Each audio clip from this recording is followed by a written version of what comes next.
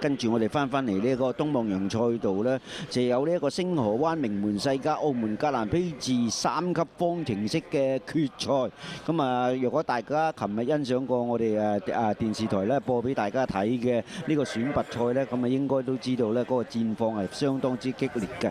咁啊，今次呢可以咁講啦，就係歐洲嘅呢一個嘅3級方程式嘅頭嗰3甲3雄啊嚇，咁呢就係鬥呢就係呢個舊年嘅呢個3級方程式嘅冠軍葡國嘅車手達哥斯達，咁啊變咗呢真係好好睇嘅呢場賽事呢，就係話，因為而家嚟講呢3位嘅車手啊喺歐洲方程式裏邊呢做得最好嘅冠亞季軍呢，就啱啱排位呢都係排喺呢比較有利啲嘅頭嗰三個位置，咁啊夾住咧呢個舊年嘅呢個澳門嘅冠軍啊達哥斯達嚟鬥，咁啊變咗淨係睇呢4個呢，當然已經係即係話嗰個係焦點嚟㗎啦。咁當然咧仲有其他嘅，譬如好似森斯啊、迪蘭尼啊、布拿啊、京治啊呢啲呢，都係一個快嘅車手，咁啊希望呢會帶俾呢即係話車迷呢一場呢就係相當極速嘅呢一個賽事嚇。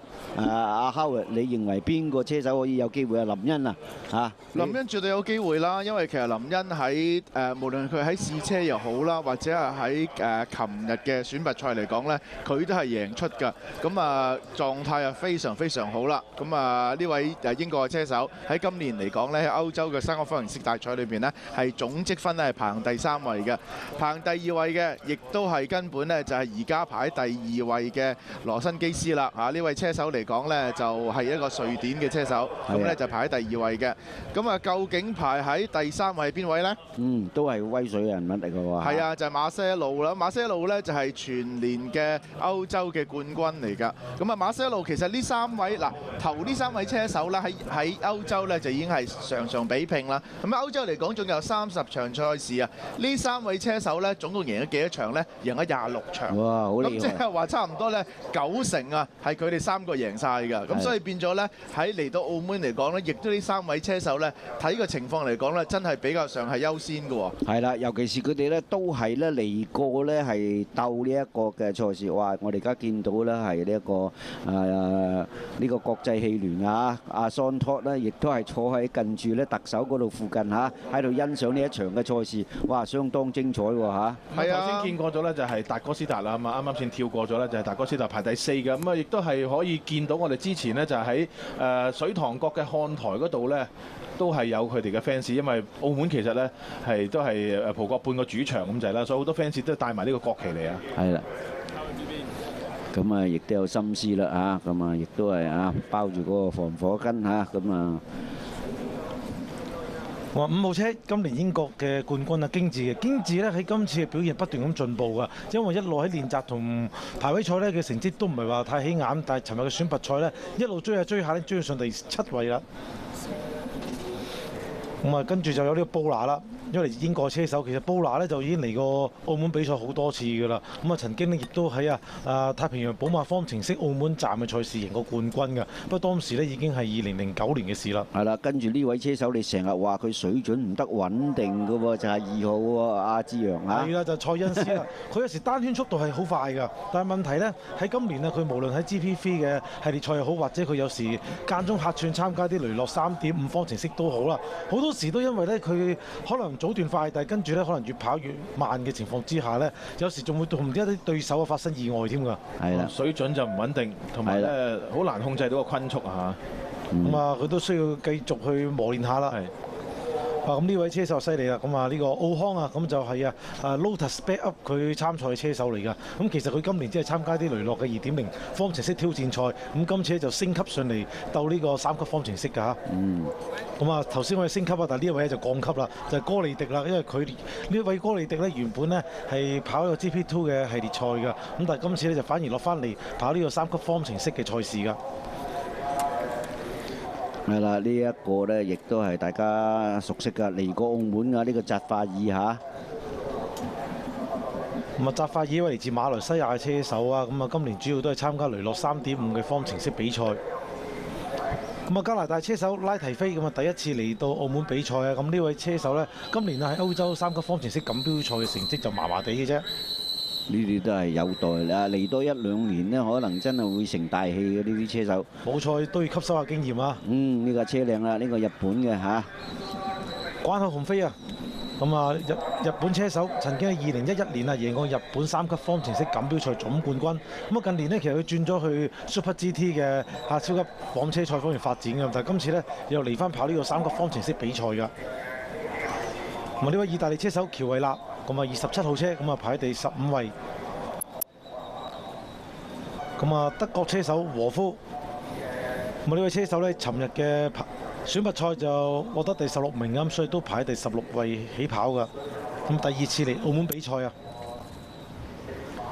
咁啊呢位就好年輕嘅印尼車手啊，國內爾啊，咁啊年僅17歲啊。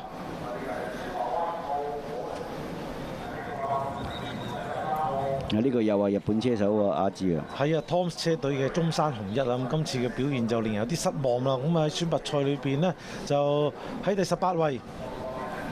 咁啊，今次 Toms 只係派一架車嚟參加比賽嘅啫。咁啊，呢位都係日本車手啊，千代聖正啊，咁啊28號車。咁啊，今年嘅日本3級方程式錦標賽嘅總季軍。咁佢同時都有參加 Super GT 嘅比賽㗎。咁啊，主要係參加咧 GT300組別嘅賽事㗎。好啦，我排喺第20位，咁亦都係20號車啊，瑞典嘅車手麥斯納，咁第一次嚟到澳門比賽㗎。咁啊，呢位中國車手啊，孫正啊，咁啊，孫正呢，今年啊喺英國嘅3級方程式國際巡迴賽裏面呢，就攞到國際組嘅即係 Legend Class 嘅總冠軍啊！呢架又係德利車隊啊嚇。係啊，奧亞原本個成績係幾好嘅，不過可惜選拔賽就發生咗啲意外，所以而家呢，只能夠排喺第22位起跑啦。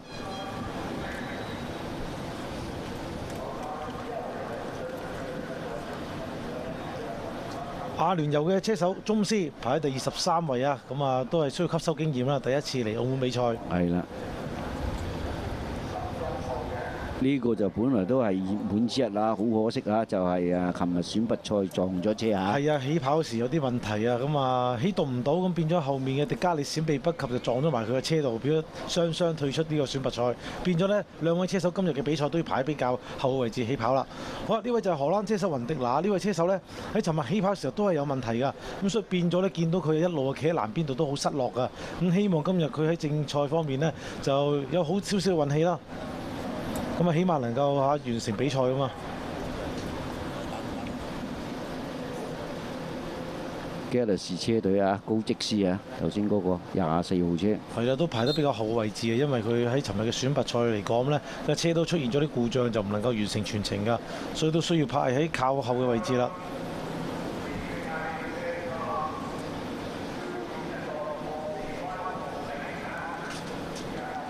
我呢一場比賽都幾可觀嘅，因為幾位熱門車手咧都喺翻晒前列㗎嘛，例如好似林恩啊、羅辛基斯啊、馬些路啊、達哥斯達啊，都喺前列咁，所以一陣間一定有一番龍爭虎鬥啊！係啦，咁其實啊排喺呢個第6位啊，嗰啲迪蘭尼啊、森斯呢啲絕對唔慢㗎嚇，咁啊隨時有機會咧係衝咗上嚟㗎。咁啊，同時呢一場車呢，就一共有成28架車嚟去進行比賽啊！咁啊，較為前呢個車手呢，就係又睇下要醒醒定定啦，因為之前嘅幾場賽事喺今日裏邊呢，都係會發生過一啲嘅意外。係啦，嗱，而家又見到啦，就係呢一個嘅我哋澳門一啲嘅葡國嘅 fans 啊，呢啲啊捧啊達哥斯達㗎啦，肯定呢個上屆冠軍呢，其實個 fans 都好多㗎，Howard嚇係咪啊？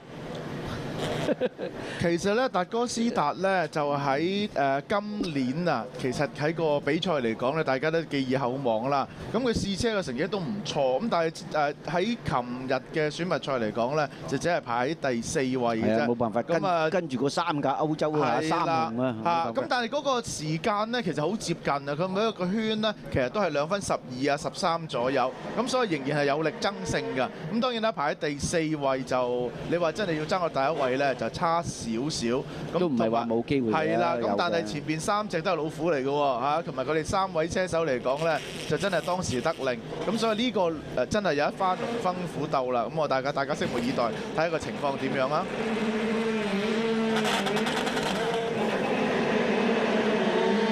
好啦，已經開始咧呢個正式嘅 formation lap 熱身圈啦。熱身圈啫嚇，翻到嚟先係嘅。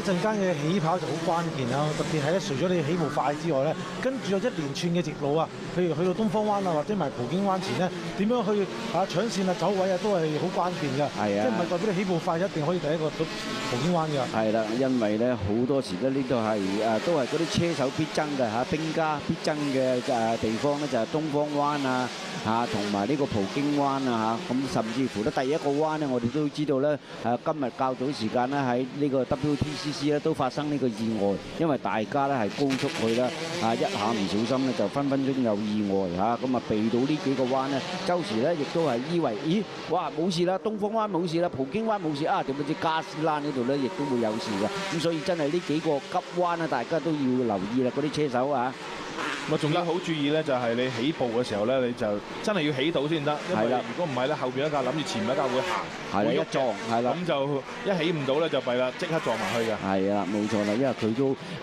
咁即係話咁快脆嘅一瞬間咧，佢未必避得到㗎，佢即係嗰個全速咁去法咧。嗱，咁多年嘅3級方程式嘅冠軍咧，其實只有莫塔拿咧能夠衛冕成功嘅啫。咁今次咧其實咧就達哥斯達咧係有機會㗎，因為佢係舊年嘅冠軍，咁今年咧就重來。咁同埋都有少少緣分啦。本來咧佢今年就唔會參加嘅，咁最後咧就係候補出賽㗎。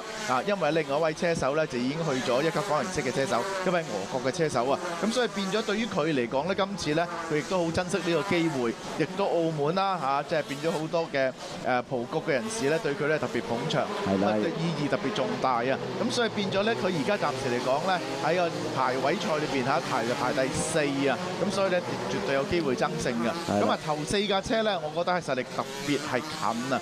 咁所以咧變咗咧就亦都係呢個賽事嘅焦點啦。係嘅啦，冇錯啦，尤其是咧，因為今年咧係適逢澳門嘅呢個轉禧60週年嘅呢一個嘅大日子咧。若果你話咧達哥斯達能夠喺呢度蟬聯到冠軍啦，哇，個意義重大啦好啦，而家呢啲車咧一翻落去咧，跟住咧再咧係拍翻自己個位置咧，跟住再睇住呢個燈號咧，燈號一熄滅咧就去㗎啦呢一場賽事。咁因為咧大家都知道咧人造衛星咧亦都係轉播俾其他嘅好多個國家咧都會收睇呢一場嘅澳門嘅呢個著名嘅3級方程式咧，亦都好多車迷咧係去追捧嘅。好啦，咁而家見到佢哋咧係喺水塘北角嗰邊。咁翻緊嚟，即係可以咁講啦。睇下達哥斯達，若果能夠係真係掃低呢3紅咧，我諗佢嘅升價咧真係百倍啊！因為呢3個絕非泛泛之輩。咁林欣呢，亦都係咧，即係話對於佢自己嘅狀態嚟講咧，佢亦都認為幾好嘅。咁本來佢個拍檔咧奧亞咧亦都唔錯嘅，好可惜咧，琴日有多少意外咧，就變咗而家排到去呢個廿幾位起車咧，就變咗係機會係稍遜啦。OK， 而家對於嚟講咧，呢個Collins 車隊咧，亦都係寄予厚望，因為佢係唯一部咧係車咧係能夠咧暫時嚟講就係頭4位嘅。另外一樣嘢咧，呢個達哥斯達咧係用呢個福士即係大眾引擎去挑戰以上嗰3部車係用呢個平治 Mercedes 引擎㗎。係啦。咁另一樣嘢咧就係林欣咧可以排到頭位咧，亦都係一個幾特別嘅，因為咧久別東望洋跑道嘅呢一個德利車隊咧就好難得再次翻嚟，跟住又攞到個暫時嚟講幾好成績啦排到頭位啊！冇錯啦，林欣呢亦都係舊年嘅3級方程式嘅季軍啊咁羅新斯基呢啲亦都係咧舊年嘅亞軍係嘛？係啊，冇錯啦！嗱，而家啲車咧已經陸陸續續咧就去翻晒個 grid 嗰度啦，即係話咧賽事咧係即將開始。咁我哋希望順利啦希望賽事咧。嗱，起步係好重要嘅，咁究竟德利車隊嘅林欣能夠嘅起步成功能夠係係啦。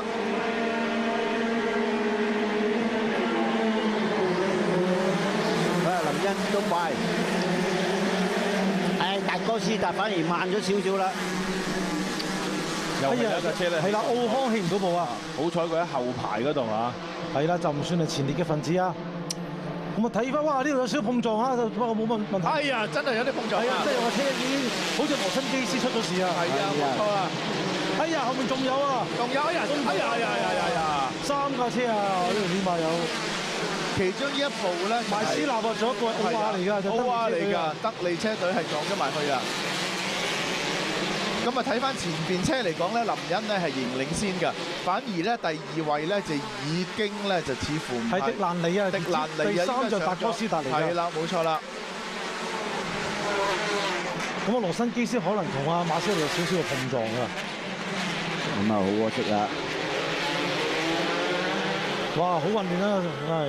但係呢個情況嚟講，會唔會出呢個安全車咧，都係未知之數啊！因為喺東方灣咧，呢個意外咧都相當嚴重㗎。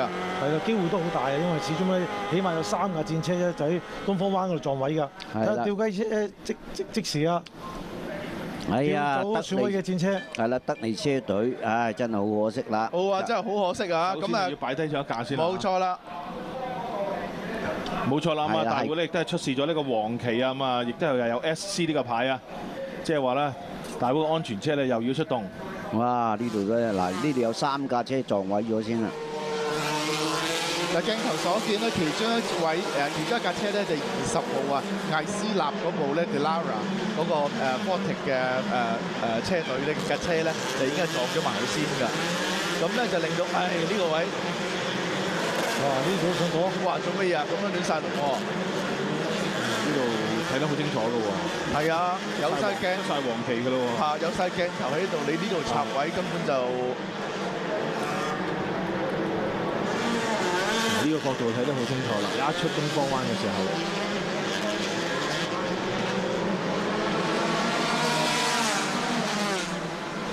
咁啊發生意外嘅車手包括咗有奧亞啦、國羅爾啦同埋邁斯納㗎。咁啊呢度咧，起碼要執翻，要拎走咧3部車左右啦。係啊，咁而家安全車帶住㗎啦，冇辦法啦，因為嗰個賽道咧仲未清理好啊。呢架咧直情做咩啊？發劫彎都轉唔到啊！係啦，就係呢個橋圍立，可能個車本身係有啲問題㗎。係啦，例如嗰個前翼咧，亦都係撞到裂咗㗎啦。咁目前形勢領先就係林恩啦，第2位就係迪蘭尼啊，咁啊第3就達哥斯達，第4就係馬些路，第5咧就森斯，第6就係哥利迪，第7就係布拿，第8就京治，第9就蔡恩斯，第10就係拉提菲㗎。咁原本熱門車手之一咧，呢個羅辛基斯啊，因為入東方灣之前咧，又同對手碰撞，變咗成個轆咧嗰個懸掛軸已經截斷咗啦，就基本上已經冇可能繼續比賽㗎。係啦，好可惜啊！瑞典車手啊，本來都係熱門之一嚟㗎，呢個亦都係舊年嘅呢個亞軍啊，係咪？係啦，咁啊，亦都係今年嘅歐洲嘅總亞軍啦，咁啊變咗咧好大機會咧，根本你會退出咗呢個賽事㗎啦。係啊，咁啊總冠軍馬些路亦都係排喺第4位。第4啊，咁樣啊，對於佢咧睇下能唔能夠追翻上啦。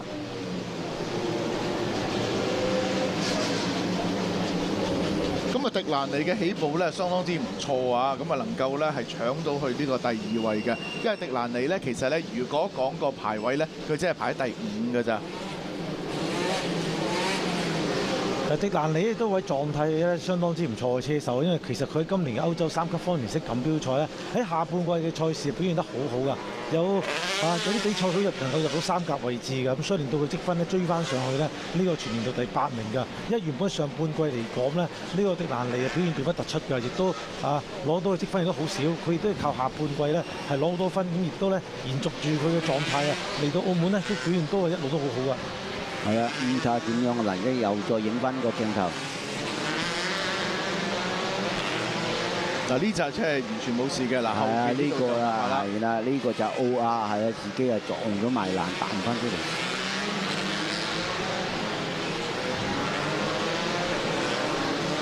佢基本嚟嘅時候好明顯係太快啊！係啊，基本上係3部嘅Formula 3咧就係撞咗埋欄啦。咁啊，見到羅辛基斯舉晒手啦，嗰個轆咧其實已經截斷咗懸掛軸，成個轆都已經彈咗上嚟㗎。係啦，布隆斯基亦都係撞咗啦，亦都甩晒轆㗎啦嚇。嗱咁嘅情況咧，其實對唔係本澳車手，我哋其實澳國車手嚇，葡國車手啊，達哥斯達咧係比較上有利嘅，即係暫時嚟講咧，佢已經係升咗上第3位㗎啦。係啦，咁啊睇下喺佢後邊嘅馬些路能否係追翻佢啦？馬些路喺第4嘅。因為馬些路咧起步係第3，咁而家咧跌咗落第4啦。咁啊反而咧本來排位第5嘅本來排位第5嘅迪蘭尼咧，就已經上咗去第2位添。係啊，心思喺第5啦，啊！咁啊，9位澳門嘅德利車隊嘅車手咧，林欣呢就而家咧就暫時咧係領先嘅。咁啊，但係佢隊友咧奧華咧就已經退出比賽啦，幫唔到佢，睇下佢可唔可以穩守翻呢一個第1位啦。咁啊，因為咧之後翻嚟應該都仲會有一個圈咧係要靠呢一個大陸安全車帶住。嗱，係一個15個圈嘅賽事啊，咁就而家咧其實咧好快脆已經過咗2個圈㗎啦。咁啊，似乎呢個圈咧都未安全車咧都未必入翻 pit 㗎。咁啊，可能都會係多一個圈。咁即係話呢個賽事咧，如果唔計安全車呢3個圈咧，就應該係12個圈嘅賽事啊，變咗。係啦，咁因為10幾個圈咧，對於車手嚟講咧，嗰個競爭咧仍然係相當之激烈嘅嚇。咁啊，見到啲 WTCC 車嘅車隊同埋車手都有留意睇呢場比賽㗎，因為始終都係一場係國際性嘅賽事，都好受注目啊！呢個3級方程式1年1度嘅洲際杯嘅比賽，亦都雲集咗世界各地嘅3級方程式嘅好手喺度㗎。係啦。咁啊，呢啲除咗為係叫做3級方程式嘅好手之外咧，或者可以講一句咧，呢啲就係未來嘅係踏足呢一個比較高嘅賽事，或者1級方程式裏邊嘅呢啲係明日之星嚟㗎。咁所以話咧，大家喺度揀卒㗎分分鐘好多各大嘅車隊咧會留意下嘅。嗱，咁啊，志陽而家咧就安全車出咗嚟啊，咁但係咧就啲車就好似一隻長蛇咁樣完全一架一架嘅。不如講一講個位置好嘛？係啊，個位置咧都係林欣就領先緊啦，迪蘭尼咧就因為憑住好嘅起步啊，咁上咗嚟第2位㗎。咁啊第3位就衛冕嘅達哥斯達，咁歐洲冠軍馬些路咗第4㗎。咁啊至於咧嚟過澳門多次嘅心思啊同埋布拿咧就分別喺呢個第5同第7位㗎。而第6位咧就係今年喺 GP2 系賽比賽嘅車手哥利迪。咁啊本年度英國冠軍京治咧就係第8㗎。咁啊第9就係蔡恩斯，而第10咧就係拉提菲㗎。咁啊湯士車隊嘅日本車手中山雄一咧都上翻嚟第12位啊。咁啊，其實講起湯士車隊咧，其實原本咧都有擔心咧，今年未必會派隊嚟參賽嘅，因為咧原因就係其實咧本身咧今年嗰個3級方程式嘅引擎咧就改咗嚟嘅，咁日本嘅車隊咧就已經轉晒新例，用咗新款嘅引擎㗎啦。但係相反歐洲嗰邊咧，因為有2大嘅車廠呢個梅賽德斯同埋呢個福士嘅大眾仍然要用翻舊例嘅引擎，咁所以變咗咧國際汽聯啦，即係嚟到洲際杯都係跟大隊啦，因為始終2大歐洲車廠都用舊例引擎啊嘛，咁所以變咗咧，湯士車隊一係就自己唔嚟，一係咧就可能要自己裝翻副舊嘅引擎嚟比賽嘅。咁結果最後湯士車隊選擇派一架車嚟，就裝翻咧之前舊規格嘅引擎，就同呢啲歐洲車隊去比試啦。咁啊就唔知係咪因為呢個原因咧，令到影響咗佢哋表現啦。因為始終咧，由湯士車隊今年咧喺日本咧用嘅引擎咧，並非而家用嘅規格㗎。係啊，咁我諗唔多唔少咧，對湯士車隊咧都會有啲影響㗎。咁啊，湯士車隊亦都係大眾嘅車迷嘅偶像啊，可以咁講啦。咁啊，好多車迷咧對湯士車隊咧都係情有獨鍾㗎。咁今次嚟講咧，我諗湯士車隊咧用翻副舊嘅計咧，就真係有少少失色㗎喎。其實雖然大家都係舊計啊，但係人哋咧就即係全年比賽用開㗎。但係咧湯士咧就因為已經基本上啦，今季比賽已經係唔係用呢個規格引擎咯，所以變咗咧。可能有少少生疏都唔出奇，不過咧去到2014年呢，就強制性啦，全部都要用新規格嘅引擎啦。咁所以咧雷諾車廠都借住即係呢個時機亦都會重返呢個3級方程式嘅大家庭啊。係啊，唔多唔少咧，對於呢個3級方程式嘅賽事咧，都係一個鼓舞嚟㗎，因為有個新嘅廠車咧能夠參加。因為一路嚟講咧，其實咧你睇翻啲 engine 咧，一係就 Volkswagen 啦，一係 Mercedes 啦，咁啊今次亦都有 Toyota 有 Nissan。咁但係喺出年嚟講咧，我哋會開始睇到咧一啲威龍嘅引擎啊。係啊，特別係啊，一雷諾即係或者我哋叫威龍啦嘅引擎咧，其實啦呢個車廠咧舉辦一啲初級方程式嘅比賽咧，相當之成功㗎。咁好多車手都循住啊呢個雷諾2.0嘅方程式，或者啊高級啲嘅3.5嘅雷諾世界方程式嘅賽事咧，從而啊就晉身1級方程式比賽㗎。咁如果雷諾重返呢個3級方程式車壇嘅話咧，就有可能咧同呢個青訓系統掛鈎，咁啊變咗亦都造就啊未來3級方程式嘅車手咧出路更加好㗎。係啦，咁我哋而家咧就係見到咧，睇下嗱，我哋都有指示啦。係啦，嗰個安全車咧將會係喺呢一個圈裏邊咧翻入去鐵裏邊，即係話賽事可以即刻進行㗎咯喎。好啦，嗱，我哋而家睇下有經驗嘅林欣睇佢點樣啦。而家暫時好啦，佢都係全速去啦，唔好理咁多啦。咁啊睇下達哥斯達可唔可以盡快咧俾到壓力呢個迪蘭尼啦。一於佢挑戰林欣嘅話咧，就要盡快啊，先要解決迪蘭尼先啦。好啦，喺未來喺12個圈裏邊咧，究竟個焦點咧放喺達哥斯達，佢有冇機會咧係追翻上去首位咧咁樣嘅？咁啊達哥斯達啦有機會嘅呢個圈。係啊，冇錯，已經黐到好埋啦。咁達哥斯達係絕對有機會啦。已經作出動作啦。好啦，睇外線過啊！哎呀，好，有機會過到啦，已經過咗啦，過咗啦。咁啊已經進佔第2位啦。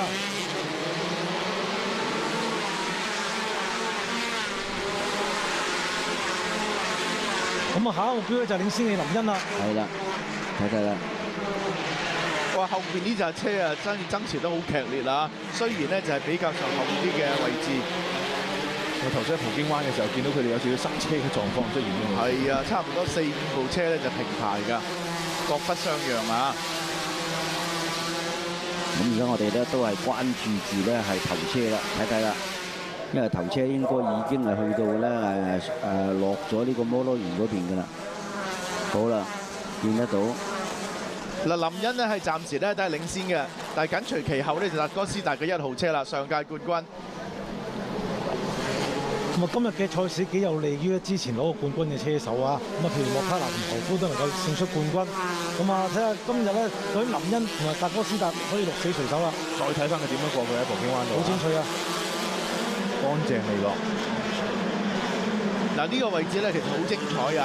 其實與此同時咧，阿森斯咧都係想抽頭咧過呢個馬些路㗎，不過咧就唔成功。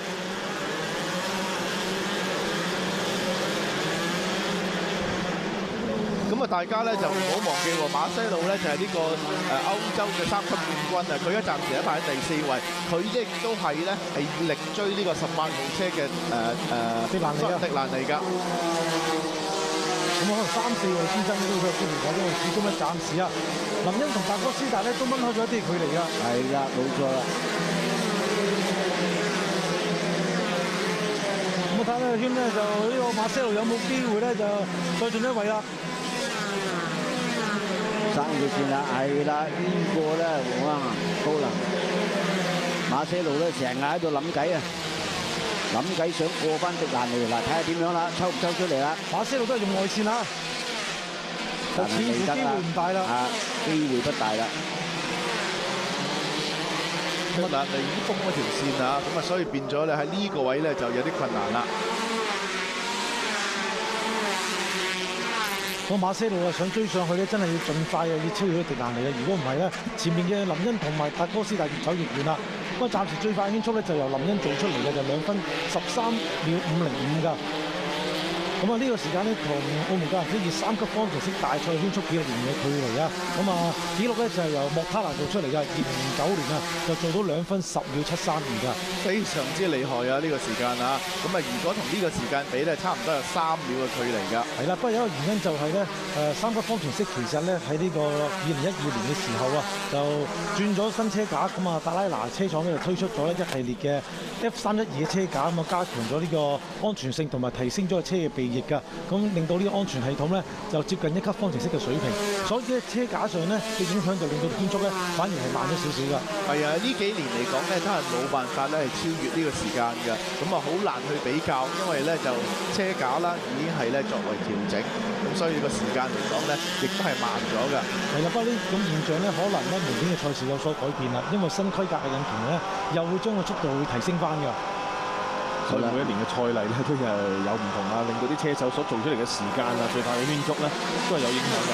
鏡頭所見就馬些路啦，咁啊佢係狂追而家18有迪蘭尼啊，因為咧就時間無多啊，一定要快脆追。係啦，咁啊達哥斯達咧仍然都係守住第2位。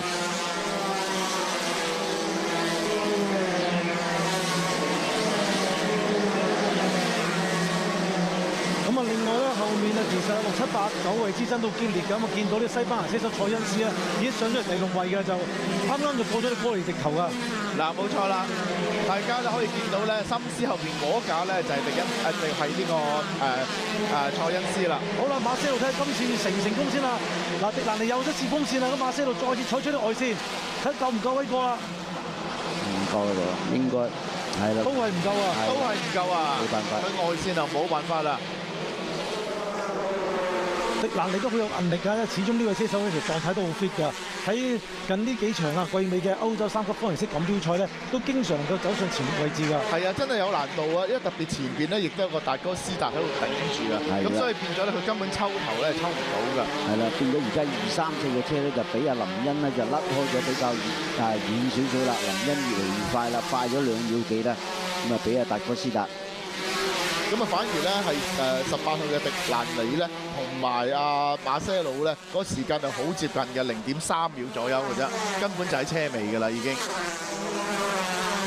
啊，睇翻今屆好多場嘅賽事咧，都好揀咗喺一個非常之危險，不過咧亦都好中意喺呢個彎度去盤頭咧，就喺葡京灣啊，係啊，一個高難度嘅嘗試啊。葡京灣或者甚至乎咧上路有啲彎啊，即係近住卓公平啊、嶺南學校嗰度咧都試過，係啦，都試過啊，成功嘅喎，係啊，2次啦，2、3次啦。好啦，而家見得到咧，帶頭嘅車咧，亦都再翻落去呢個法結灣啦。達哥斯達仲未跟得到林恩啊，始終都有啲距離啊。冇辦法啦，如果林恩咁樣 keep 住呢個狀態咧，同埋唔犯錯嘅話咧，佢取勝嘅機會會高一啲嘅。咁我希望冇睇錯啦，就似乎咧就塞恩斯咧就好似唔見咗嘅。咁啊弊啦，因為佢越嚟越快嘅時候咧，可能係笨咗啦。係啦，冇錯啦。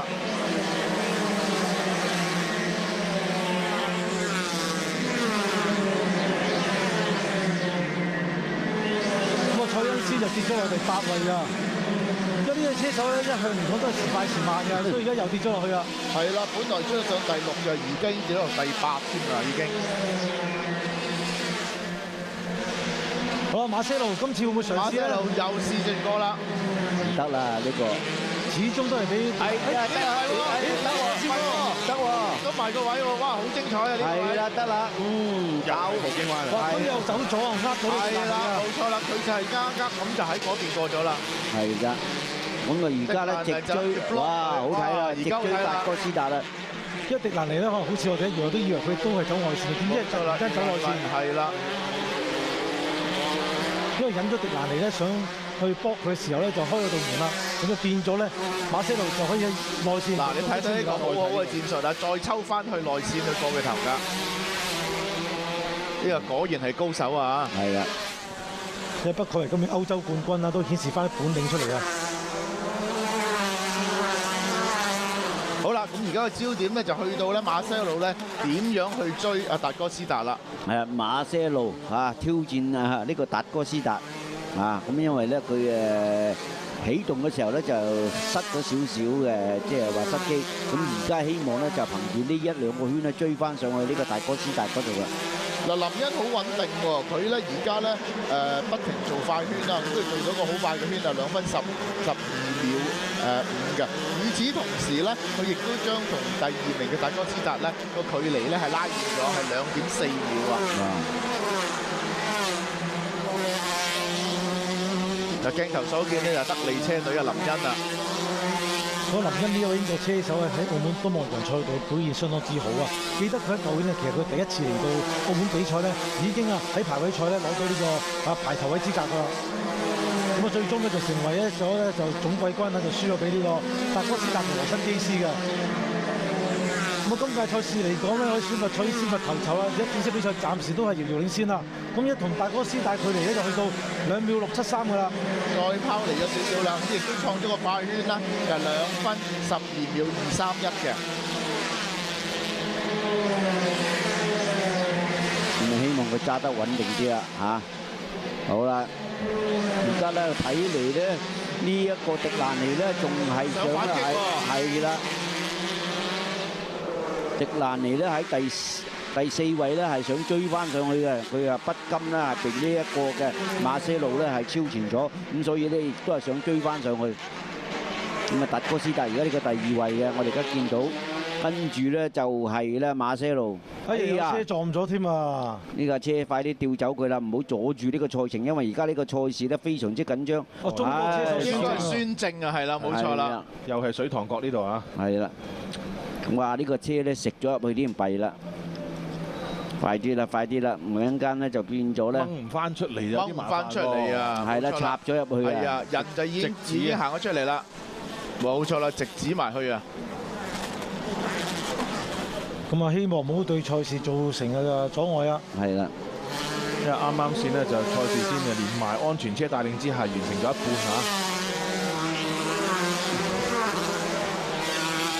達哥斯達係啦，如果你話又再出安全車咁帶住再起步咧，任何嘅變數咧都會變出嚟嘅嚇。係啊，都試過好幾年嘅澳門格蘭披治3級方程式大賽咧，就因為安全車咧喺尾聲嘅時候啊，出動啊影響咗賽果㗎。係啦。咦，咁呢英國嘅總冠軍啊，King咧已經上到第6位㗎咯喎。啊，呢同時佢都做得好快時間2分12秒2嘅。咁啊，嗰個位暫時未清理到，咁所以真係咧，都擔心有機會會出安全車啊。係啊，有啲問題㗎，嗰位其實咧就真係對呢個賽事咧會有啲影響㗎。好似就入彎嘅時候就唔影響，但係佢始終喺個跑道上面啊嚇，你唔掹翻佢出嚟走咧，都係有一個危險存在。咁我睇翻頭車啦嘛，林恩嘅車同達哥斯達嘅距離咧就係有2秒469。都差唔多2秒半嘅時間，仲有得追啊！我馬些路呢個圈咧就放甩咗呢個迪蘭尼啦，因為馬些路咧亦都係做緊2分12嘅，迪蘭尼即係2分13啫。咁啊，達哥斯達得2分13喎，所以佢哋頭2同2、3呢兩部車嚟講咧，就係已經係嗰個距離拉近咗啊，去到1.1秒㗎。咁啊，至於第5位嘅森斯一路都跟得幾好啊！其實森斯呢個車手今年都參加好多唔同類型嘅比賽㗎。咁啊，除咗3級方程式之外咧，亦都有參加呢個 GP3 嘅系列賽，同埋都有參加一啲嘅房車耐力賽賽事㗎。係啊，咁佢而家落後咗呢個頭車咧有5秒幾嘅，咁你話要追翻上去都幾難㗎啦。希望咧係為呢個名次而爭嘅啫。咁啊，經治喺第6位啦。咁啊，馬來西亞車手扎法已經上咗嚟第7㗎。咁啊，蔡恩斯曾經呢一度咧又上翻嚟第7，但係而家咧又俾扎法已過咗跌翻落第8㗎，咁啊第9就拉提菲，咁第10咧就係關口鴻飛㗎。咁啊，亦都係最快，暫時嚟講咧就係成績最好嘅日本車手啦。嗱，鏡頭所見咧就馬些路啊，佢仍然咧喺度狂追阿達哥斯達㗎。咁佢哋兩架車咧喺上一個圈過終點嗰陣時咧個距離咧就1.1，咁啊似乎而家咧嗰個距離咧係拉近咗少少㗎啦已經。咁暫時都應該係一個較為好啲嘅消息啊，因為大會似乎就係冇諗住出呢個大安全車，係啦，應該架車都可以清理得到，搞得掂，睇啦。咁啊，非常之好啦，係啦，就唔會影響到成個節奏啊。嗱，我哋而家可以睇睇啦，睇下架車搞掂未先。達哥斯達啱啱過，個車就仲喺度㗎。咁可能大會見咧就影響唔到啦，定係要等呢一輪車過咗先咧？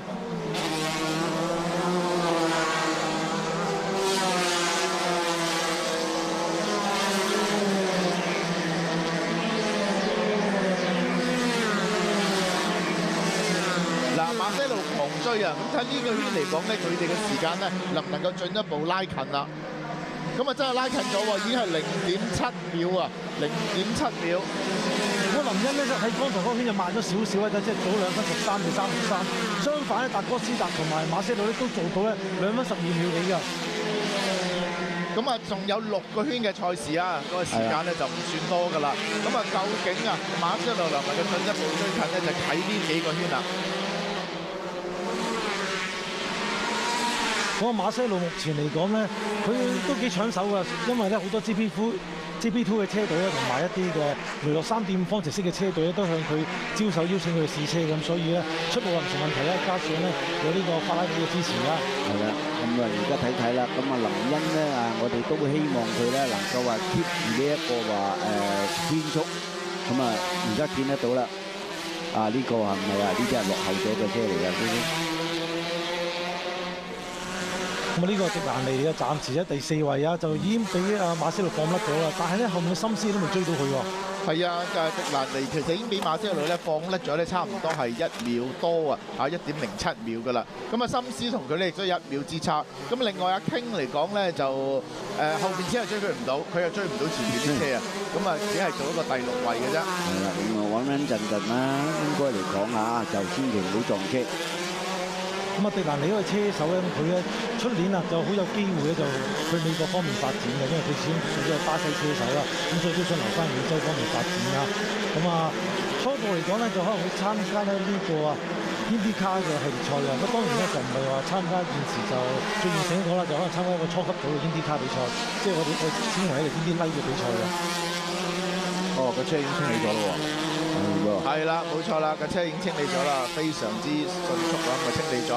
咁啊睇翻鏡頭嚟講咧，10號車林恩啊遙遙領先啦。咁啊個時間究竟會點樣咧？馬些路撞到啦，撞咗啦，碌得滯啦。係啦，馬些路撞咗，慘啊！慘啦！呢個舊年嘅亞軍啊！馬些路就本年嘅歐洲總冠軍啊！係啦，呢個位啱啱有個缺口就比較易搞。係啦，你睇到啲車痕咧就好明顯啦。不過咧，似乎咧個地下咧都唔係話好多碎片，咁咧就似乎應該都唔會出安全車嘅，因為啱啱有缺口。咁啊，如果推咗入缺口就已經 OK 啦。咁對於馬些路嚟講咧，就係一個好重大嘅打擊啊！嗱，睇翻呢個鏡頭你就知道啦。揩咗埋呢個防，揩咗埋去啊！咁啊之後就完全失控啦。我本年度嘅歐洲總冠軍同總亞軍嘅車手咧都退出咗啦，太心急啦！嗱，似乎對林恩咧就好有利啦，因為林恩咧喺呢個圈嚟講咧，佢做咗個快時間就2分12秒010啊，亦都係暫時嚟講咧做咗最快嘅圈速㗎。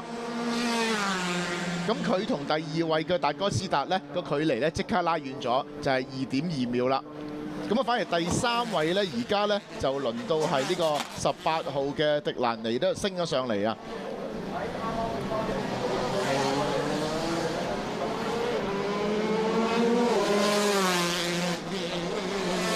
咁啊，歐洲總冠軍同總亞軍都先後退出啦，咁啊變咗個總冠軍係仲帶緊頭。咁我睇翻呢度啦，話馬些路真係要搏啦，所以佢真係攞得盡嗰啲啦。係啊，攞得盡嗰啲啊！佢呢個圈嚟講，我諗其實佢有好大機會咧係貼近啊達哥斯達嘅。咁啊，希望能夠追到佢。咁但係你睇下，其實真係爭少少嘅，爭少少啊！一蹦落去已經成個飛出嚟。係啊。咁啊，其實迪蘭尼咧都有少少咧係撞到馬些路咧因為發生意外嘅一啲碎片㗎。咁啊，希望個情況咧就唔會嚴重啊！係啦，希望唔會影響佢個車速啊！黃旗嘅揮動咁啊，頭車嚟緊啦，冇錯。咁樣咧就唔能夠超車，咁但係呢個距離會俾佢拉翻近喎。嗱，冇錯啦，嗱，好明顯睇到喎，唔知點解林恩嘅車好似慢咗少少喎，而達哥斯達嘅車咧好快脆啊！嗱，而家同佢咧就已經係拉貼咗啦。係咪林恩嘅車有少少問題咧？因為嚟講咧，嗰個距離咧係2.2㗎。嗱，而家已經係去到個車尾啦，就嚟。定係因為佢要留意翻究竟黃旗發咗之後咧係有啲咩事出現咗，所以佢收慢咗啦嚇。係啦，一收慢咗咧，佢兩架車咧其實本來咧係撐成2.2啦，而家突然間咧就變咗差唔多只係1秒左右嘅啫。因為頭先嗰個圈咧，達哥斯達用2分12啊，林恩咧就2分13。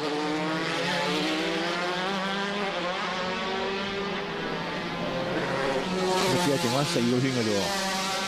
係啦，呢4個圈咧係乜嘢事情都會發生㗎嚇。咁啊，真係我哋真係要落足眼力啦，因為剛才對上一個圈咧就係馬些路咧就係咁樣情況之下咧就係退賽嘅。咁啊，未來呢4個圈咧，我諗達哥斯達咧就一定會狂追阿林恩啦。嗱，而家一路見到佢嘅車尾㗎，頭先咧根本連車尾都見唔到㗎。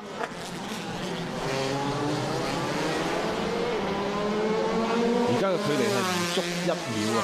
係啦，咁啊反而咧而家擺第3位嘅達連尼咧就已經係落後咗少少啦，就落後咗差唔多係4.7秒啊。係啊，好啦，咁啊呢個鏡頭清楚啦，見到馬些路架車咧已經被調走㗎啦。非常可惜啊！我知迪蘭尼嘅第3位都幾穩陣喎，因為森斯都跟唔上啊。係啊，森斯同佢咧都有成2秒幾嘅距離啊。咁啊，跟住咧，其實咧5號車嘅阿傾啦嚇，咁啊呢個京子咧追下咧，就將嗰個時間咧係追近咗嘅。咁啊而家嚟講咧就差唔多2.5秒左右啦。如果馬些路咁啊翻撇啦，哇，好快喎，2分11秒喎。係啦，林恩做咗快圈出嚟啊，2分11秒959啊，因為佢見到達哥斯達開始俾到壓力佢咧，佢又揸快啲啦。冇錯啦，其實達哥斯達走好快，達哥斯達就做咗2分12秒079啊，即係都好快嘅時間。咁啊，暫時嚟講咧，最快嘅圈速咧就係林恩啦，做咗2分11.959。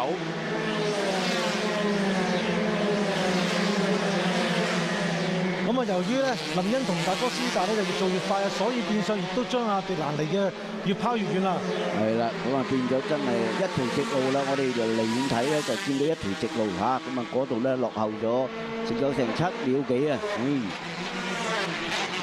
咁啊，達哥斯達呢個葡萄牙車手咧，咁啊原本俾外界認為啊好有機會啊可以晉身1級方程式嘅喺2014年度啊，但好可惜咧最後啊就呢個紅牛嘅2隊啊就選擇咗呢個俄羅斯嘅年輕車手古夫亞達啦，所以變咗咧就達哥斯達喺大熱之下落選咗㗎。咁所以真係你話嚇1級嗰個位置咧，真係爭崩頭嘅，冇辦法啦嚇。爭多足少嘅情況底下咧，真係往往咧都會令到人哋咧想入去1級咧，唔係咁容易嘅。咁所以達哥斯達都好希望咧，憑住啊衛冕今次嘅澳門格蘭披治大賽嚟到再次證明自己嘅實力㗎。係啊，冇錯啊！其實而家仲有3圈嘅時間啦。其實大部分嘅戰車咧，因為經過咁多個圈啦，咁啊變咗嚟講咧，對個跑道亦都進一步熟悉啦。架車轉得相當之好啊！咁所以變咗嗰個時間咧，一路提升嘅。而家好多部車咧都係2分12秒左右㗎，係非常之快嘅。咁啊，唯一咧林恩呢部車咧就做咗2分11㗎，亦都係最快㗎啦。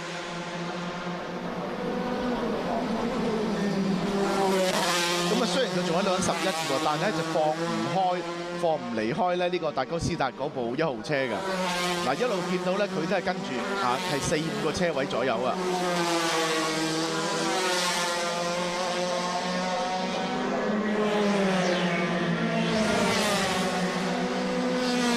好，進入第14個圈啊！換句説話講咧，比賽都剩翻2個圈啊。係啦，咁睇有冇機會啦。達哥斯達真係要諗計啦喎。剩翻呢2個圈係最關鍵嘅。若果照咁樣嘅距離咧，你想追到阿林恩咧，未必咁容易。哇！京治好犀利喎嚇，又做咗個快圈喎，就做咗2分11.86啊。咁啊，呢個英國冠軍咧，而家咧就係華爾顏色。哇！真係越跑越好啊！呢位車手，即係第一次嚟到澳門比賽，可能唔熟路啊，所以變咗練習嘅時候咧就並不顯眼啦。咁排位賽亦都唔係話太突出，但係咧去到尋日選拔賽同今日嘅比賽睇住佢啊，無論圈速同埋名次都不斷咁提升㗎。係啊，一路有進步啊！咁啊，而家排喺第5位。係啦，你話若果佢能夠早4、5個圈之前做呢啲咁嘅圈速咧，肯定咧就走入3甲都得嚇。咁啊，而家咧就好可惜啦，慢咗少少，不過都好嘅，都攞一個最快圈速啊！希望佢。咁啊，暫時嘅位置咧就係領先緊就林恩，第2位就達哥斯達，第3就迪蘭尼，咁第4就森斯，第5咧就京治，而第6就係扎法爾，第6、7咧就係呢個蔡恩斯，第8就係布隆基斯，第9就係拉圖菲，第10咧就係關口鴻飛㗎。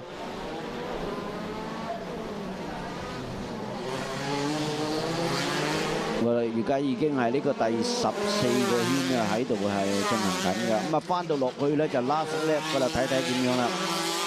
咁啊，真係啊嚇！嗱，睇下林欣能唔能夠保持呢個優勢咧，就為呢個德利車隊咧就威翻次啊！係啦，因為已經係隔絕咗成20年啦。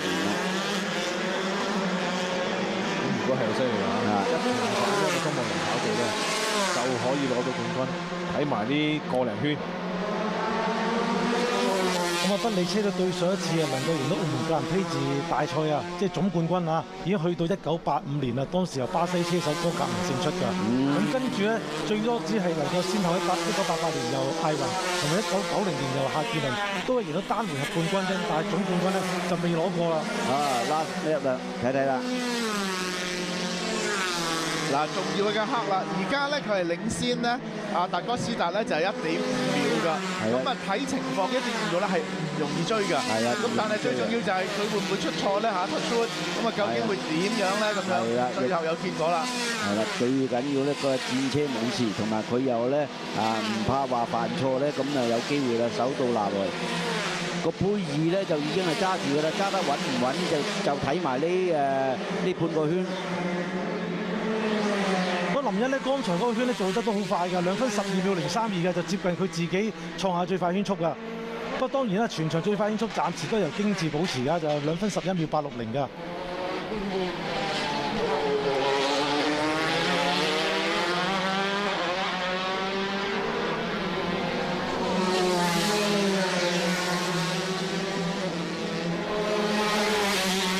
睇下最後呢一部分啦，林欣咧能唔能夠咧真係一放到底啊？因為咧佢喺今日嚟講咧，佢係排頭位。有意外，應該就係呢個和夫啊。呢個德國嘅車手啊，和夫啊，係原本佢第14位㗎，咁啊，但係最後一個圈喺葡京灣度就出錯啊。係啦，咁佢試車嗰陣時咧，亦都曾經咧係發生意外㗎。好啦，睇下呢度。哦，呢度影翻。哦，原來同千代聖正爭位嘅時候入唔到彎啊！係啦，冇錯啦，咁啊俾佢掉咗出去。好啦，咁啊呢個時間都要睇翻頭車啊，咁啊係啦，二車咧就係呢個距離咧，咁啊揸得好穩定，咁相信都幾穩陣㗎。係啦，如果以咁嘅距離咧，想超車咧，未必咁容易㗎啦。睇睇啦，一路嚟講咧，真係差緊呢個7、8個車位啊，咁啊真係唔容易㗎。即係俾你追到喺車尾度，你都未必過到頭啊！係啦，佢閂住線啊，你都未必過到頭。好啦，一翻到嚟咧就係凱旋圈啊，即係凱旋翻嚟㗎啦。睇睇啦，好啦，順利啦，冇問題。黑發格仔旗，哇，好嘢啊！德利車隊啊，咁啊咁多年冇翻過嚟，一翻嚟咧攞翻冠軍。好開心啊！林欣啊，振臂歡呼啊！係啦，雖然今年佢歐洲只係總季軍啊，但係嚟到啊今次啊澳門格蘭披治大賽真係威啊！哇，又做個快圈，哇，做咗快圈係京志啊，2分11秒547啊，越做越快啲英國車手。係啦，但係好可惜咧，佢就係總名次係得第5，即係同佢個車牌一樣。即係遲咗少少啦，真係。係啊！如果早啲咁嘅表現啊，真係可能戰局又有所不同啦。冇錯啦。不過其實阿森斯咧23號咧都做到好快時間喎，都係2分11.883嘅喎。咁呢啲車手嚟講咧，就真係有少少遲來的春天啊！係啊，冇錯。俾翻自己嘅一個安慰獎啦。好啦，同埋值得讚嘅就係咧，尋日選拔賽啊，唔能夠起動嘅車手啊，布隆基斯啊，咁啊佢今日差唔多排喺尾位出咁滯㗎啦，但係而家佢最終咧追翻嚟係攞到第8名㗎。嗰個好好。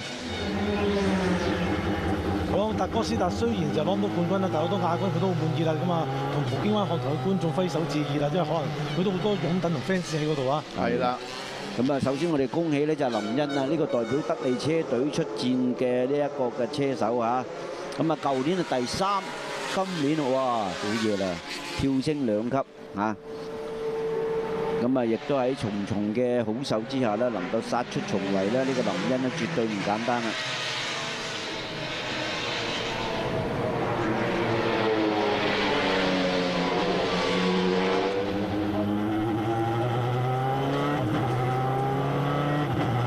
英國車手林欣啦，可以話咧係第2次嚟澳門參加呢個賽事㗎啦。咁啊，以往嚟講咧，佢都有參加呢個英國嘅3級方程式啦。咁啊，亦都有參加呢個歐洲嘅方程式㗎。咁啊喺今年嚟講咧，佢亦都咧有參加呢個本田嘅呢個 Racing Series 啊。咁啊，而當然啦，佢嘅成績最好咧就係參加呢個歐洲方程式嘅3級方程式嘅比賽，就攞到全年嘅第3位㗎。20歲嘅咋，好年輕嘅車手。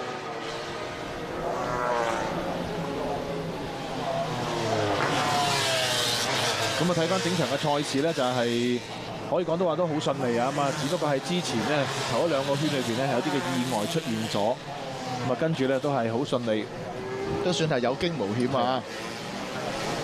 只不過係缺乏咗少少咧係埋身肉搏嘅鏡頭啦，如果唔係就更加精彩啦。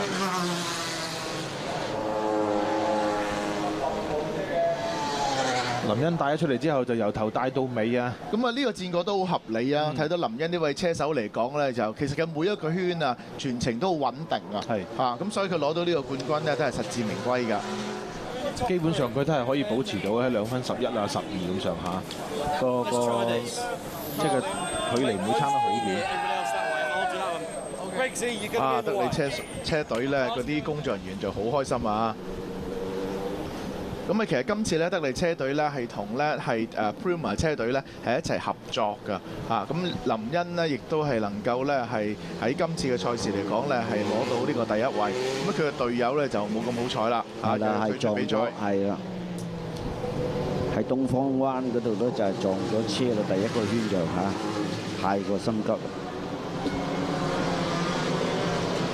好啦，咁啊，今場比賽嘅成績啊，第60屆澳門格蘭披治大賽啊，3級方程式嘅比賽，冠軍就林恩，咁亞軍就係達哥斯達，季軍呢就係迪蘭尼，咁啊第4咧就係森斯，咁啊第5位咧就係京治，第6咧就係扎法爾，第7咧就係塞恩斯，咁而第8咧就係布隆基斯㗎。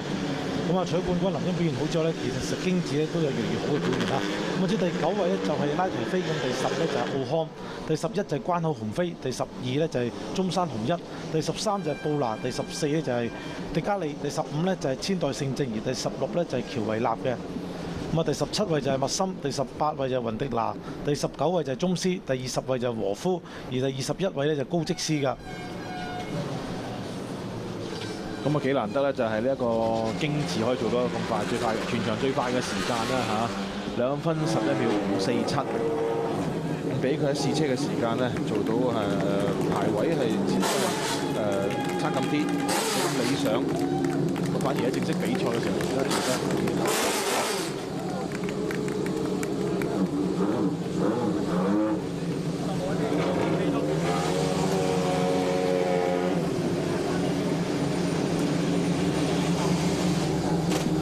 前列嘅車手咧就紛紛進入呢個驗車區啦，咁啊進行呢個檢驗啦。咁啊記憶所及咧，其實林恩呢今次嚟澳門咧都唔係話非常非常順利嘅喎。記得喺第1日試車嚟講咧，佢係冇做到時間㗎。咁啊當時真係一額汗啊！咁啊第2日試車咧，佢至能夠做到時間㗎。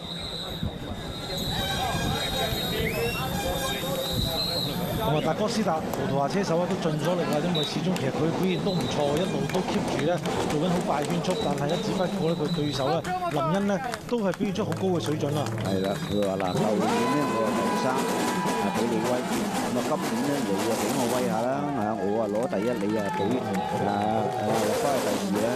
好啦，佢哋車隊嘅英雄啊翻嚟啦，林恩啊！咁啊勝出今屆賽事特別有意義啊，因為始終都係第60屆嘅比賽啊。咁啊，仲有一支咧係喺東望洋賽道裏面好老牌嘅車隊啊，德利車隊啊。係啦，闊別多年咧，而家啊係重返咧係呢一個嘅車壇，相信咧跟住落嚟咧，日後咧呢一支嘅車隊，既然一重返咧有咁好嘅成績咧，我估計咧出年啊跟住落嚟呢幾年咧都會見到咧呢個德利車隊嘅非常之興奮啊！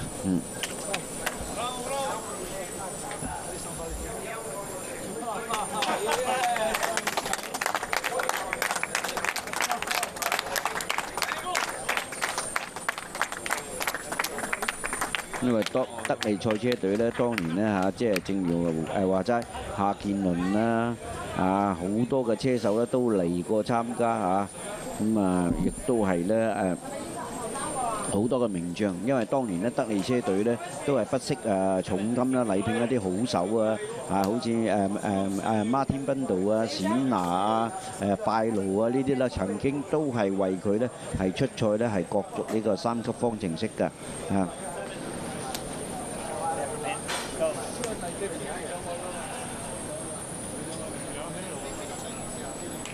咁啊，呢一位就係布隆基斯啊，咁佢亦都其實一路都追得幾好啊，追到最後攞到第8。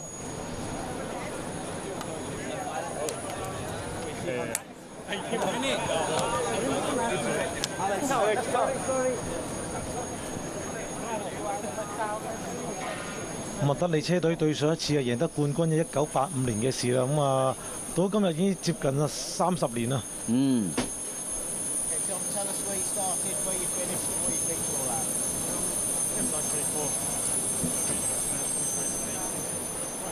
85年啊，當年就係哥格文贏㗎啦嚇，84年就贏唔到啦，84年嘅祖軒遜呢就贏唔到，只係得個亞軍啫嚇。83年啊，當年贏啦，冼拿。咁啊，88年呢，咁啊艾雲呢就贏得第1回合冠軍，因為第2回合就因為意外退出啦。咁至於90年呢，夏傑倫都係贏得第1回合冠軍，但係第2回合呢，因為同舒麥加相撞啊，所以最終呢都係咧無功而退嘅。係啦，輸咗俾舒麥加嚇，咁啊變咗。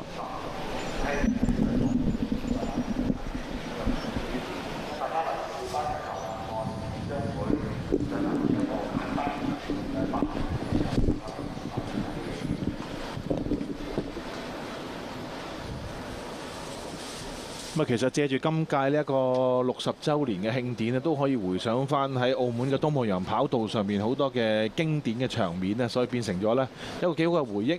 咁啊，就好似尋日所進行嘅呢一個嘅上酷嘅呢一個大師賽啦嚇，都可以見到好多嘅當年喺東望洋跑道上邊呢係威過一輪嘅。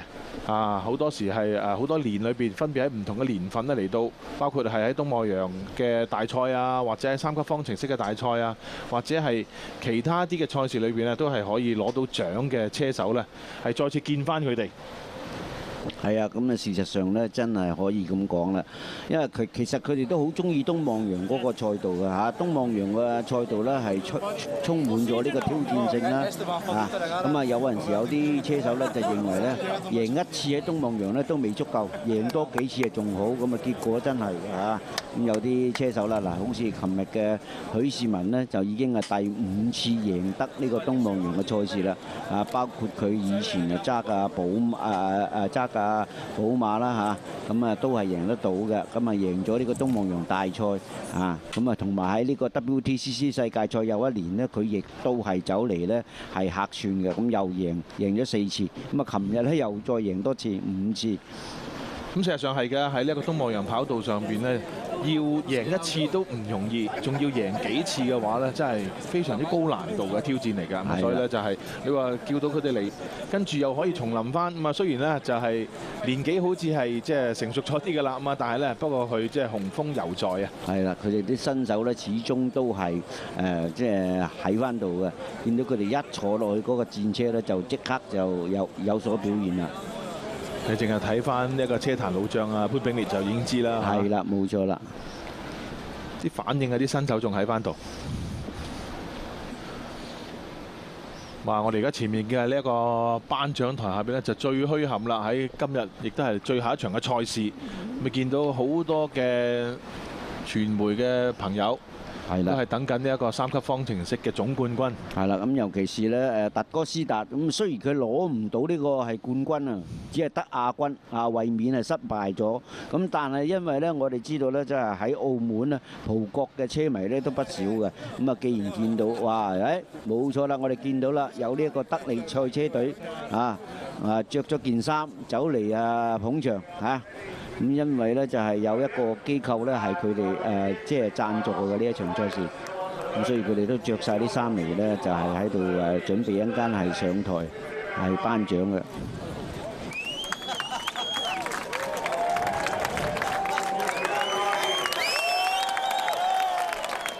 一翻嚟東望洋跑道就可以攞到冠軍，真係唔係咁容易啦。係啦。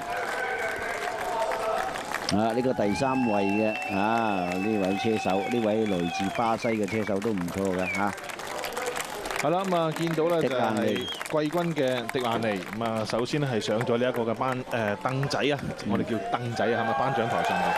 係啊，好啦，咧就係達哥斯達，係啦，呢位葡國車手雖敗猶榮啊，雖然佢係攞唔即係唔能夠衛冕，但係咧面對林恩嚟講咧，我諗佢都輸得心服口服啦。林恩呢位好後生嘅車手，今年只係得20歲啫，大把前途啊！呢位車手你睇幾開心。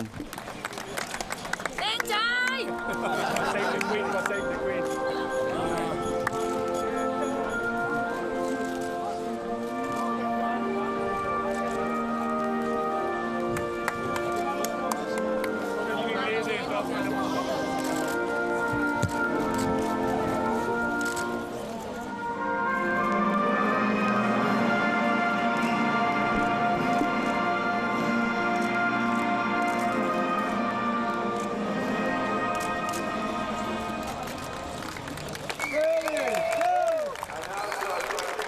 咁啊，又再一次咧喺呢一個東望洋跑道上面奏起呢個英國嘅國歌啊！咁啊，今屆嘅賽事其實都好多次咧，都係有呢一個英國嘅車手係啦，係啦，淨係電單車已經係英國嘅天下啦，係啊。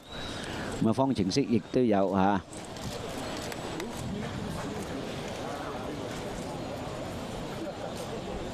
咁啊，而家咧就係等緊呢一個嘅頒獎嘉賓啦。係啦，咁啊，迪蘭尼都好開心啊！呢位車手，因為點解咧？呢位來自巴西嘅車手咧，咁喺芸咁多嘅好手之中咧，佢都能夠攞到第3咧，因為佢排位唔係實在唔係話好有利嘅，係排到第5位起步嘅。好啦，我哋而家見到啦，咁啊就係由咧澳門特別行政區行政長官係崔世安博士咧，係頒發呢一個嘅冠軍獎杯。係啊，俾呢一個林恩。係啦，冠軍嘅車手林恩 ，Alex Lin 佢個英文名嗰個。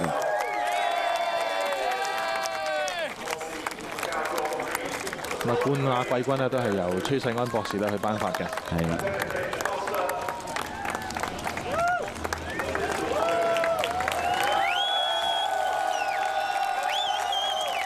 只差一步啊！哥斯達都表現好好㗎啦。係啦，因為咧佢能夠係即係一路追翻上去，由排呢個第4位一路追翻上去。哇！呢個迪蘭尼好開心啊！佢真係當正自己好似攞咗冠軍咁開心啊！咁啊，真係始終年青嘅車手咧，對於能夠喺澳門走入3甲咧，當然咧呢個殊不簡單嘅。咁日後咧佢大把前途嘅嚇，因為呢啲因為比較年青嘅車手啦，呢位來自巴西嘅車手，咁日後嚟講咧有機會咧或者見佢晉升上咧比較高啲嘅級別㗎啦。咁啊，跟住咧亦都係有另一個杯咧，就係呢一個嘅車手杯啊，咁啊就係由呢個國際汽聯嘅主席啊，係啦，桑托先生，係啦，托特先生咧係頒俾呢一個嘅林恩，係啦，哇！呢個意義重大啦，桑托。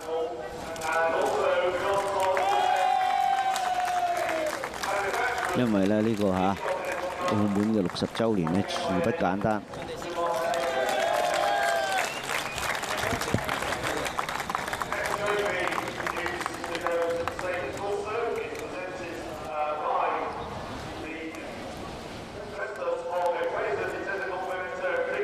咁啊，今次咧可以咁講啦，就係即係話德利車隊同呢個Benz大家合作咁亦都係取得一個好嘅成績啦好啦，咁我哋而家見到咧，亦都係有呢一個嘅名世家嘅負責人咧，係負責係頒獎嘅。係啦，就係吳其連先生咧係頒發呢一個嘅生產商嘅獎杯啊。咁啊，通常一攞出呢一個3級方程式嘅總冠軍咧，都係會有好幾隻獎杯係要頒俾佢噶啦。係啦。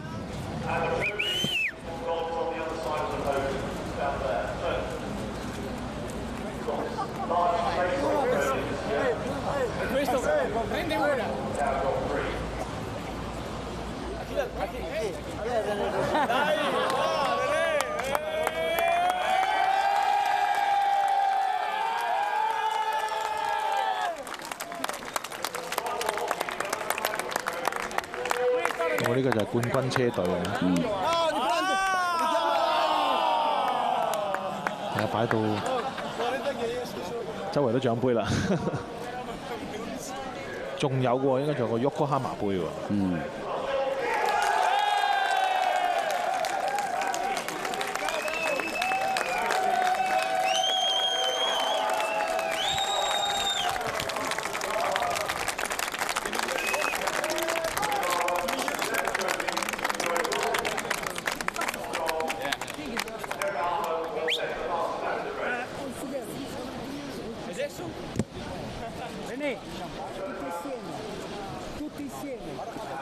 咁啊，似乎就轉眼間啊，咁啊呢一個2個星期啊，6日嘅練習排位兼且係賽事咧，就已經係終於都告一段落啦。係啦，咁我哋都真係嚇，咁啊期待咗好耐嘅呢個轉禧嘅大賽咧，結果咧就喺呢一個今日嘅呢個壓軸嘅3級方程式底下咧，就係完成晒咧係2個星期所有嘅賽事啦嚇。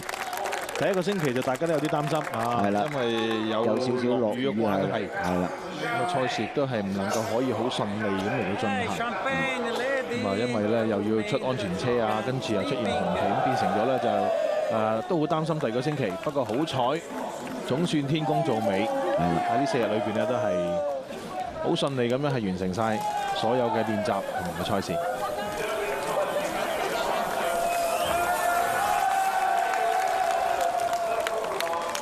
嗱呢個達哥斯達都好開心嚇，咁啊即係差唔多翻到嚟呢個主場咁滯嚇，咁啊雖然唔能夠衛冕成功，咁但係都攞到第2咧，絕對唔簡單，都唔容易㗎啦。要翻嚟衛冕嘅時候可以攞到亞軍。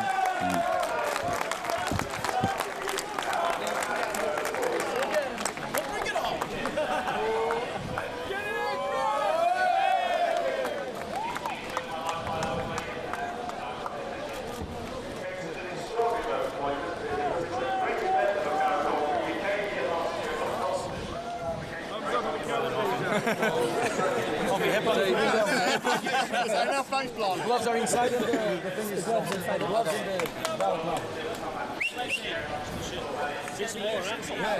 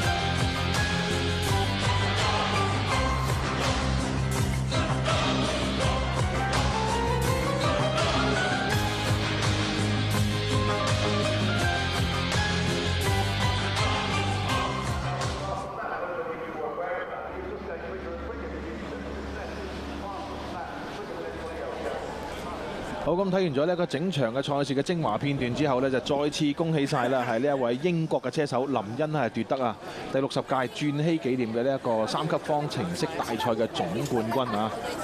係啊，咁啊真係可以講呢，就係啊，即係實至名歸嘅。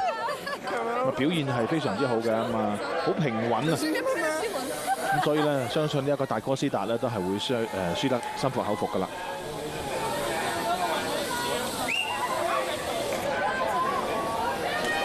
起碼我哋望上個頒獎台上面都可以見到啲葡國旗擺喺度啊嚇。Thank you.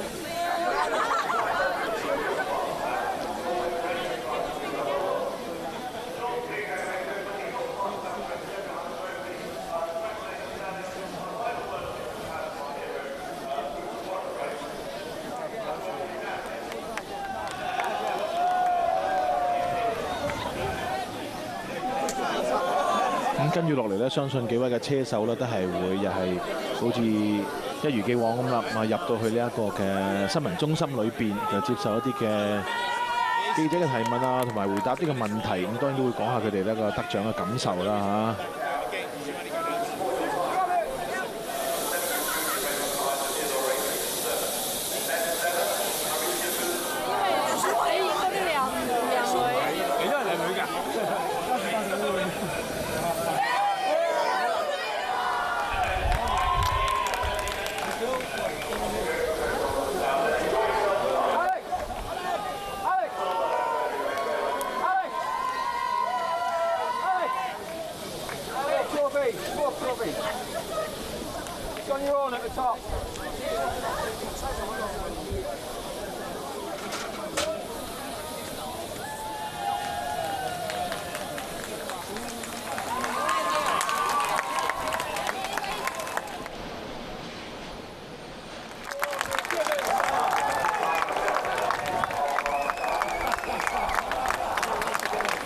好開心啊！謀殺咗好多菲林啊，必然㗎啦。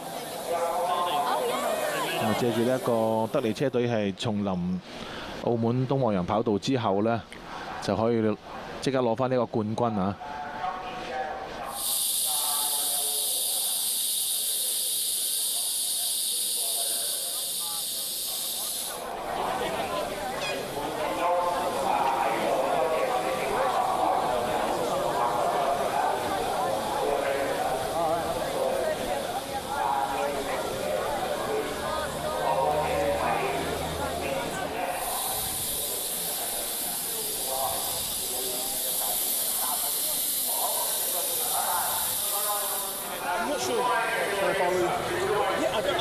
我都要車隊嘅工作人員咧幫下手嚇，因為幾個嘅獎項。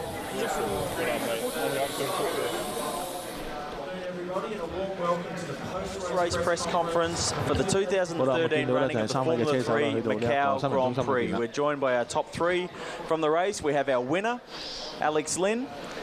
In second place, Antonio Felix da Costa. And in third, Pipo Durrani.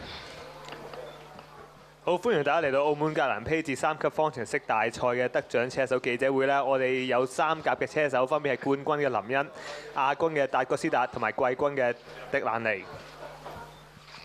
Alex, you're a Macau Grand Prix winner. How does that feel? I can't really put it into words. I've dreamed of winning this race ever since I came here for the first time, and yeah, ever since I left here finishing third last year, all I wanted to do was come back and win, and I can't believe I've actually done it. Andrew 首先問林恩啦，就話佢而家終於成功成為澳門格蘭披治3級方程式大賽嘅冠軍啦，佢有咩感受？咁佢話呢個贏呢個冠軍係真係夢想成真，佢真係估唔到自己會得到呢個獎嘅。You seem to be able to maintain that gap throughout the race, but from the looks of it, it wasn't as simple as that. You were being pushed pretty hard the whole way. Yeah, I think I had quite a lot of understeer in the qualification race. So, and Marcello was actually a lot quicker than me through the last corner in the qualification race. And we thought, you know, I genuinely thought I was going to have to battle my way back through after being passed either at the start or a restart. So we'd set the car up to be able to have some front, but I think the last 5 laps, the rears were really starting to go away, and the gap between me and Antonio kept on coming down and down and down. And as the laps kept on coming down, I was like, oh, just hang on. And yeah, I did it in the end. 好咁 ，Andrew 問林恩佢覺唔覺得呢場賽事係唔簡單？咁佢話其實開頭馬塞路都係好快啊，即係佢嗰架車嘅狀況都非常之好啦。咁佢其實佢喺排位賽之後咧都改裝咗自己架車，幫到佢好多。Antonio, really looked like you were pushing hard throughout the whole race. What are you feeling right now? Happy to be second, back on the podium, or disappointed that you didn't take another win? Well, I've said the whole weekend the goal to come back as a race winner had to be the win. And if not, at least put up a good fight, and that's what we did. So I have to be happy with the results. You know, these guys have been racing this car for 2 or 3 years in a row now, and the last time I actually raced on it was last year here. So it was always gonna be hard to come back and win it. But at least we pushed him the whole race. He had to sweat for it. He drove a magnificent race, so well done to Alex. And yeah, I have to be happy. Thank my team, thank Red Bull, thank my watch sponsor Fluto, and yes, I'm happy, man. Andrew 就問大哥斯達咧，就話佢滿唔滿意自己排第二，定係有啲失望攞唔到冠軍？咁佢話佢成場賽事都話佢主要目標就係要贏冠軍啦。咁至少都呢場賽都非常之好嘅表現。咁佢又亦都要多謝佢嘅贊助商同埋佢嘅隊伍。And Pipo, you had some good wheel-to-wheel racing out there today. Was it good fun? Yeah, well, it was really fun and hard race, starting with old tires. Like, we had to use the tires to try to get a good qualifying lap on the second qualifying because we knew the times were going down. So we started this race with old tires, and it was really hard all over the race to keep it with the understeer we had. But I'm really happy to be here on the podium. Last year we finished 6th, and this year I came thinking that I had to improve my position, and we did it. I'm really happy. I need to thank the team to all the support they gave it to me, and the great car they gave it. So we're here, and I'm really happy. Andrew 問阿迪蘭尼就話佢覺得自己表現如何，可唔可以分享下自己嘅心情啦？咁佢話覺得呢場賽事係非常之好刺激、好玩，但係亦都好大嘅挑戰，因為佢出呢場賽事嘅時候咧用啲舊嘅胎啦，咁令到佢成程賽事都佢嘅抓進力都係比較差啲嘅。但係佢上年就行第6啦，唔係上年就得到第6，但係今年就進步咗得到第3，所以就好滿意，亦都要多謝佢嘅隊伍同埋佢支持嘅朋友。Alex, quiet night tonight, early to bed? Yeah, I reckon so. Okay, thank you everybody. We'll open it up to some one-on-ones with the media now. If I could just ask the drivers, as usual, if you could just stand up together for a moment with your trophies for some photos. And yeah, thank you. See you next year. Which trophy? Only the one?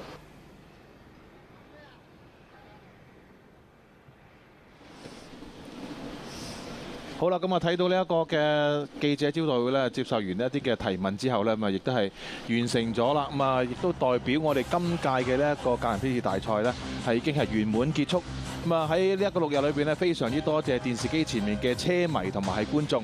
咁啊當然咧，都好多謝咧我哋澳廣視嘅所有嘅工作人員啊，喺呢6日裏邊咧喺東望洋跑道上面咧，為大家係直播呢一個嘅賽事嘅。希望喺來年嘅61屆再同大家見面。拜拜，拜拜。